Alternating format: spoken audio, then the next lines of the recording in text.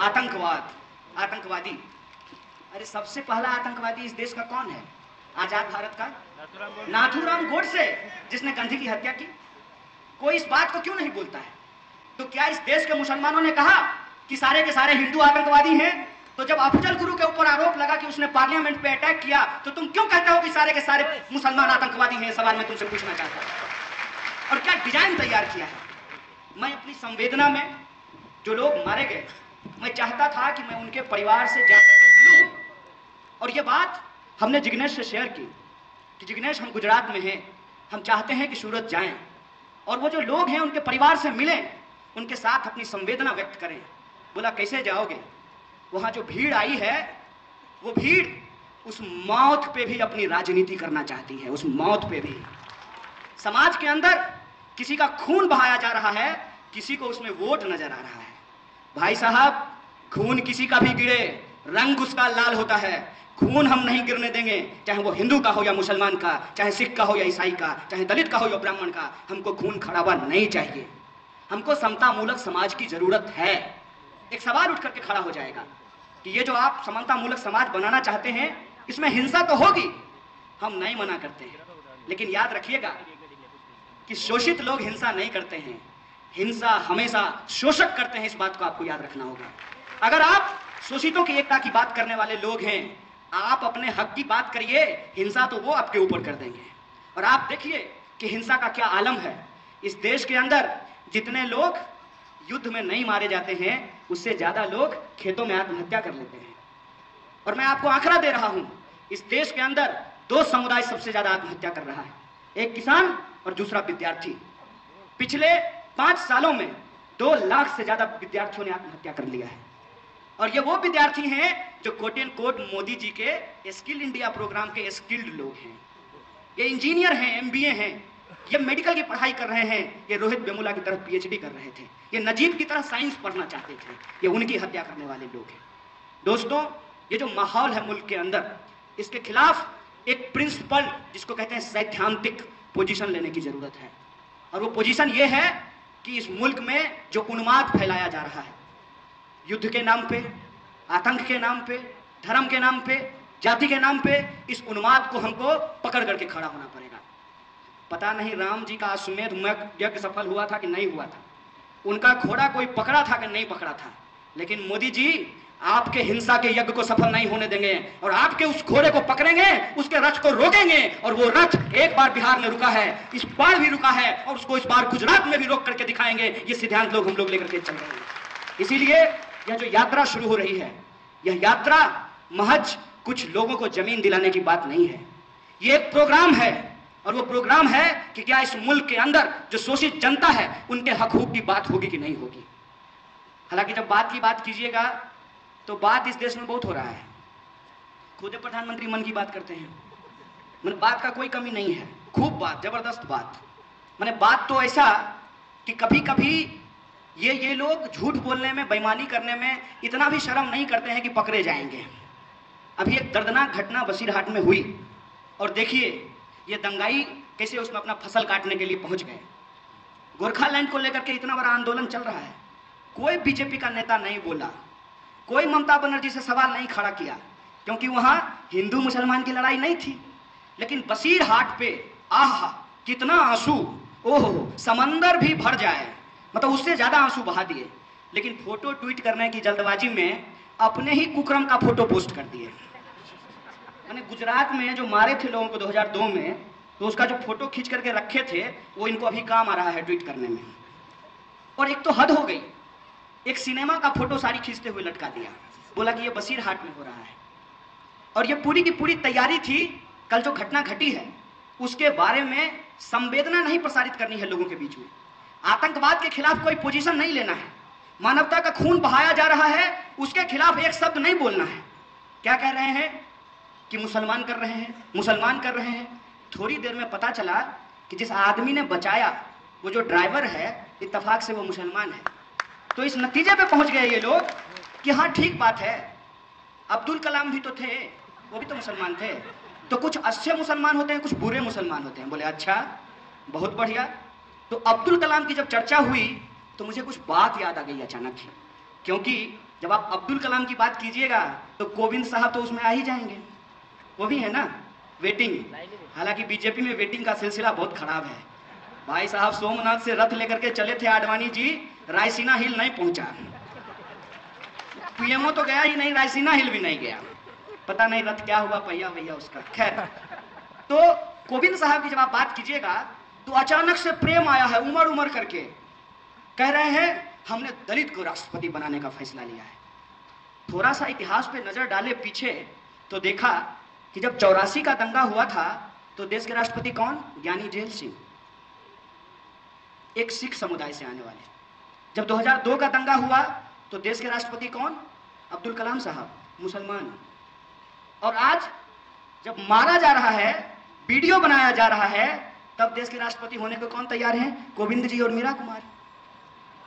इसकी रियलिटी को आप तमाम लोगों को समझना पड़ेगा। अगर इस रियलिटी को नहीं समझेंगे तो फंसेंगे। ये वो साजिश है जिसके ट्रैप में हम सब लोग आ जाएंगे। और वो ट्रैप क्या है कि क्या इस देश के अंदर एक पढ़ा लिखा नौजवान रोजगार पाएगा कि नहीं पाएगा। सुबह जब वो काम के लिए निकलेगा अपने दफ्तर को, तो उसकी बीवी इस बात की चिंता में नहीं होगी कि कोई उसका पेट का एक्सरे मशीन से चेकिंग करके ये ना चेक कर ले कि उसके पेट में बीफ है कि नहीं है और उसको लिंच कर दिया जाए। कोई उसका टिफिन पॉट ना चेक कर ले, और ऐसा ना हो कि वो मुंबई की लोकल में खड़ा है, कोई धर्म का ठेकेदार धर्म बचाने के नाम पे उसमें बम फोड़ दे। ये जो परिस्थिति मुल्क के अंदर पैदा की गई है, इसको हमको समझना पड़ेगा, जिसमें रोजगार की बात हो, महिलाओं के सम्मान की बात हो। और कुछ कुछ पत्रकार लोग यहाँ दिखाई दे रहे हैं, इनको मैं बार बार कहता हूं कि पत्रकार होने का मतलब होता है जो सत्ता है उसके विपक्ष में खड़ा होना। पत्रकारिता का एथिक्स होता है। मैं आपको ज्ञान नहीं दे रहा हूं, बस अनुभव साझा कर रहा हूं। दुनिया का इतिहास उठा करके देख लीजिए, जब भी सत्ता मगरूर होती है तो उसके सामने अगर कोई कुछ उठाता है तो वो पत्रकार हैं कि वो कलम लेकर के सामने में खड़े हो जाते हैं। इसीलिए आज पत्रकारों को इस सवाल पे सोचना पड़ेगा कि क्या उनको मिनिमम वेज मिल रहा है? जो मिनिमम वेज मतलब न्यूनतम मजदूरी, जो कैमरामैन हैं, जो स्ट्रिंगर हैं, जो रिपोर्टर हैं, क्या उनके लिए मिनिमम वेज का सवाल नहीं है? और जब वो अपने मिनिमम वेज के सवाल को नहीं उठाएंगे तो इस देश में बाकी जो मजदूर है उनके न्यूनतम वेज का सवाल वो कैसे उठाएंगे? ये सवाल आज हम सब लोगों को तय करना पड़ेगा। एक मेरा बहुत पुराना दोस्त है, मेरे साथ स्कूल में पढ़ता था। इत्तेफाक से मैं स्कूल में टॉप करता था, मैं फर्स्ट आता था, वो सेकंड आता था। उसको बैंक पीओ की नौकरी लग गई। जब ये सारी घटना हुई तो उसने पूछा कि तुम नौकरी क्यों नहीं कर लेते हो? हम बोले कहाँ? बोले इतना प्राइवेट सेक्टर में जॉब है। हम बोले इस बार का आंकड़ा पता है? इस बार प्राइवेट सेक्टर में भी नौकरी नहीं है। और अजीम प्रेम जी की संस्थान ने और कई संस्थानों ने हजारों मजदूरों को निकाला है। और जो अखबार में काम करते होंगे उनको तो नोटिस आ गया होगा कि डीमोनेटाइजेशन के बाद 50% कटौती करने की बात की गई है।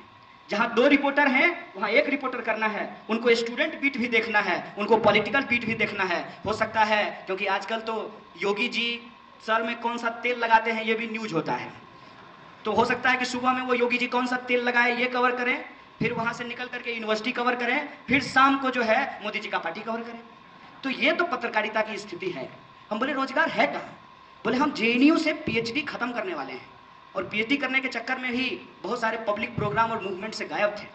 हम बोले पीएचडी खत्म करने के बाद जेएनयू से, जिसको राष्ट्रपति पुरस्कार मिला है, जो देश का सबसे बेस्ट यूनिवर्सिटी है, और कुछ लोग क्लेम करते हैं कि उसका सबसे ज्यादा सब्सिडी का पैसा भी हम ही लोग खाते हैं टैक्स पेयर का, तो उस बेस्ट यूनिवर्सिटी में पढ़ने के बाद भी रोजगार नहीं है। तो आप अंदाजा लगाइए कि बिहार, मैंने अगर भारत की बात करें तो बिहार, अंदाजा समझ सकते हैं ना, वहां की यूनिवर्सिटी में पढ़ने वाले विद्यार्थियों को कहां नौकरी मिलेगा? बीटेक करने के बाद 5 लाख कम से कम औसत इस देश के अंदर हर साल बीटेक करते हैं। और कुल रोजगार कितना पैदा हुआ? इस साल नहीं, पिछले साल 1,60,000। बताइए, जब इंजीनियर को जॉब नहीं मिलेगा तो इतिहास ऑनर्स को कौन नौकरी दे रहा है? वैसे भी इतिहास पढ़ने की क्या जरूरत है? अब जो मोदी जी कहते हैं वही इतिहास है, भले वो इतिहास में फेल कर गए हों। वैसे भी इतिहास पढ़ने की जरूरत है नहीं इनके हिसाब से। इनके हिसाब से तो पर्सनैलिटी मैनेजमेंट बहुत जरूरी है। कि मोदी जी का बाल इधर से घुंघराला है कि नहीं है, टाई सीधा है कि नहीं है, इसके आधार पर नौकरी मिलेगी। तो इतिहास क्यों पढ़ें, समाज विज्ञान क्यों पढ़ें? और ठीक कह रहे थे वो मंच संचालन वाले, सोशियोलॉजी को बंद करके कुछ दिन में सही में फेकोलॉजी शुरू कर दिया जाएगा। ऐसा माहौल देश के अंदर बनाया जा रहा है। ऐसी परिस्थिति में जब रोजगार नहीं हो और धर्म के नाम पे एक आदमी आया और हमको बोला कि यार तुमको क्या है, तुम्हारा तो नाम कन्हैया है, हिंदू राष्ट्र बन जाएगा तो तुमको तो रही लोगे। हम बोले सुनो, नाम तो मेरा जरूर कन्हैया है, लेकिन पाकिस्तान का टिकट जो है ना, सबसे पहले ये ले जाओ। अरे भाई क्यों चले जाएं? ट्रंप का बर्थडे मनाते हो तुम, ट्रंप से तो तुम मिल नहीं सकते हो, उसके कैलेंडर को केक खिलाता हुआ फोटो लगाता है। ट्रंप का बर्थडे मनाओ तुम, बिरयानी खाओ तुम, सेल्फी खिंचाओ तुम, अब पाकिस्तान हम चले जाएं? बहुत बढ़िया बात है भाई, हैं? हम तो भाई इसी देश में पैदा हुए, यहीं पढ़े लिखे पले बढ़े। तुम तो IIT में पढ़ करके, अब माफ करना भाई साहब, तुम्हारा IIT भी जो है ना वो सब्सिडी और टैक्स के पैसे से ही चलता है, माफ करना। पढ़ने के बाद चले गए अमेरिका और वहां जाकर के तुम्हारा देशभक्ति उबाल मार रहा है, हैं? तो देशभक्ति अगर इतना उबाल मार रहा है तो आओ हमारे साथ, चलते हैं गुजरात के किसी सुदूर देहात में, पढ़ाते हैं बच्चों को इंजीनियरिंग, तब पता चलेगा कि देशभक्ति किसके अंदर है। ये राजू श्रीवास्तव की तरह देश में कॉमेडी करना बंद करो, ठीक है? और बेसिक सवाल पे बात करो कि इस देश की जनता ने अगर मैंडेट दिया तो किन सवालों पे मैंडेट दिया? वो क्या मैंडेट था? वो मैंडेट था कि महंगाई कम की जाएगी, वो मैंडेट था कि 2 करोड़ रोजगार पैदा किया जाएगा, वो मैंडेट था कि भ्रष्टाचार कम होगा, वो मैंडेट था कि इस मुल्क के अंदर जो बेरोजगार नौजवान हैं, जो किसान हैं, उनको उनके फसल का दाम दिया जाएगा, महिलाओं पे अत्याचार रुकेगा। सच्चाई क्या है? इनके MP आजकल उनका भी बड़ा दर्द बसीर हाट के लिए सीना फड़फड़ा रहा है, चाइल्ड ट्रैफिकिंग में पकड़े गए। हिंदी में बोले तो बच्चा चोर हैं ये लोग, बच्चा चोर, बच्चा चुरा करके बेचते हैं, ये है इनका धंधा। और ये जो पाकिस्तान जाने वाली बात है, उसमें तो हमने एक दिन से पूछा कि ध्रुव सक्सेना तुम्हारा, अब संदीप शर्मा तुम्हारा, गोडसे तुम्हारा, सावरकर तुम्हारा, और पाकिस्तान हम लोग चले जाएं।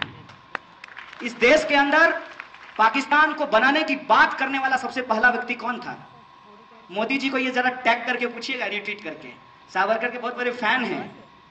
सावरकर साहब थे जिन्होंने कहा कि इस मुल्क को 2 हिस्से में बांटना चाहिए, और अंग्रेजी में इसमें जानते हैं क्या कहा जाता है?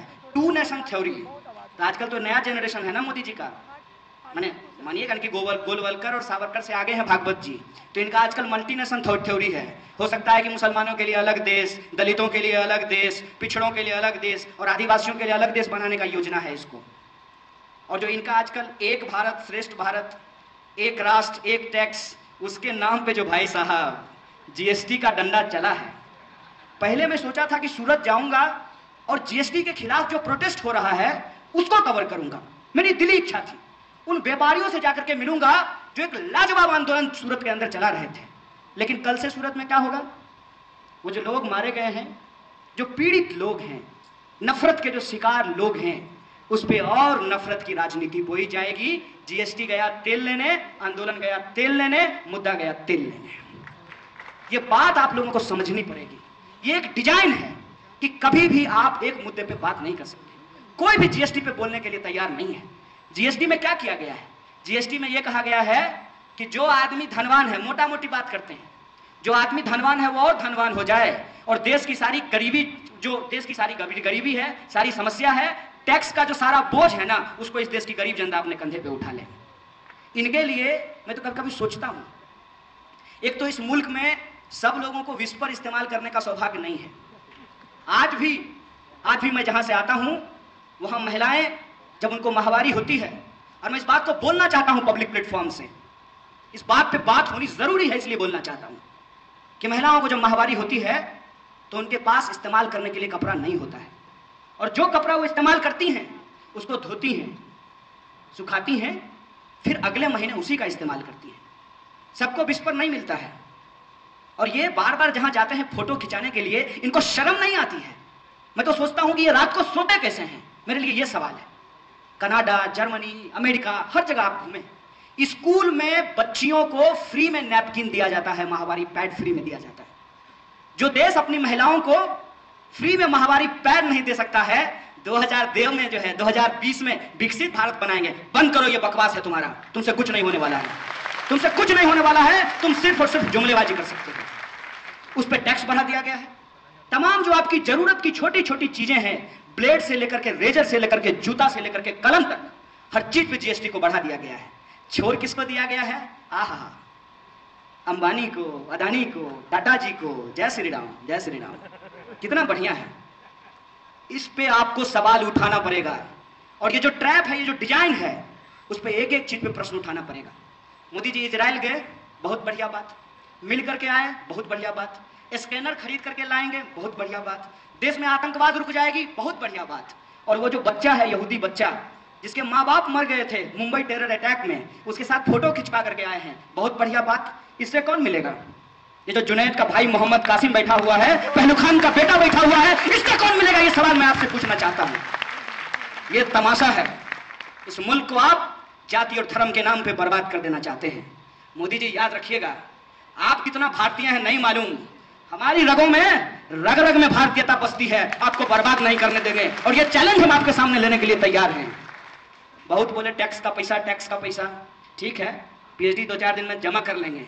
आइए एक बार जो है आंदोलन में 2-2 हाथ हो जाए। आप हिंदू राष्ट्र बनाएंगे, हम इसको एक सेकुलर मुल्क बना करके रखते हैं कि लड़ाई हम लड़ने को तैयार हैं। इसीलिए दोस्तों, मैं आप तमाम लोगों से अपील करना चाहता हूं कि आप गंभीर लोग हैं, क्योंकि इतनी देर बिना पैसा का, हम लोग थोड़ी जिग्नेश पैसा दिए हो गया इन लोगों को, इतने देर बैठे हुए हैं ना।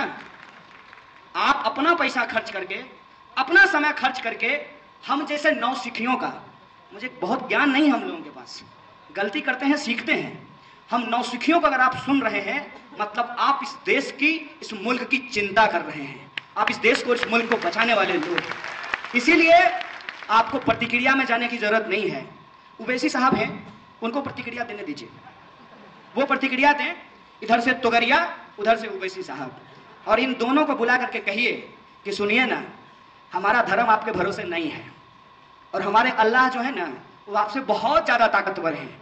ठीक है, अगर हम अल्लाह के सच्चे बंदे हैं तो हम हमेशा इंसानियत के पक्ष में खड़े होंगे, मानवता की खून बहाने वालों के साथ नहीं खड़े होंगे। और तोगरिया को भी कहिएगा कि सुनो ना, हिंदू राष्ट्र बनाओगे, अपनी बेटियों को तो प्रेम करने से रोक नहीं पाए, और उत्तर प्रदेश में, नहीं अच्छी बात है, हम चाहते हैं कि ऐसा हो। जिग्नेश तो बोला भी, हम लोग इसके समर्थक हैं। जितना अंतर जातीय, अंतर धार्मिक विवाह होगा, यह मुल्क उतना मजबूत होगा, उतना ऑर्गेनिक होगा। यह बात मैं आपको कह देना चाहता हूं। इस बात को हम लोगों को प्रमोट करना चाहिए।